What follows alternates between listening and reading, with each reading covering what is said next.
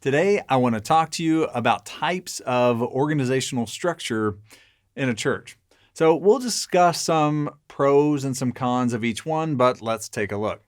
Now, first, the type is hierarchical, and a hierarchy we're all pretty familiar with. This came about during the industrial age, and it's great for scalability to a point. It has its downside where eventually, as you can see, it starts to create silos, and this may be you or it may be your church. If not, you've probably been part of an organization that is pretty siloed, and that is a result of hierarchy. Next, we have a flat structure. Now, it's fairly simple, it's straightforward, but it only scales so far because pretty much everybody reports up to one person.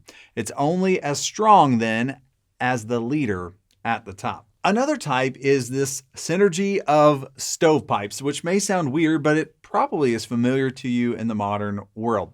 Now, this structure is indeed siloed somewhat, but there are enough shared information and resources and hopefully decisions that everybody is still working in the same direction.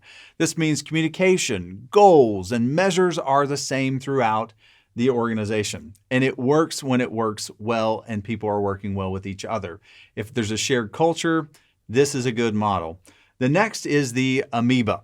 Now, the amoeba is really messy, and it's a model that just results usually out of a massive growth from a startup. And sometimes it is a startup structure that just continues to morph and change all the time. And it makes it difficult for someone to thrive, to know what the win is, and to know what's next.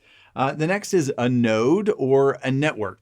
And these are more organized, usually around startups or multi-campus, and they start small, but they scale out. But as it expands, like the universe, sometimes you start to lose some of the core DNA in the culture that's near and dear. So it's really important to hold those things close and make sure that the essential things are transferred throughout the organization.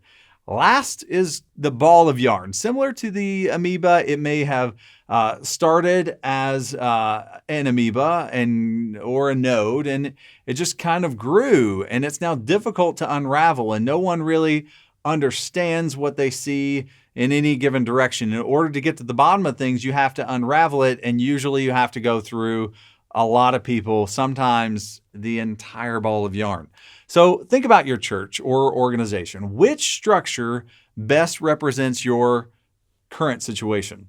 Will this structure continue to support your vision? Are there adjustments that need to be made? Think through these models and decide where you are and what you are going to do about it.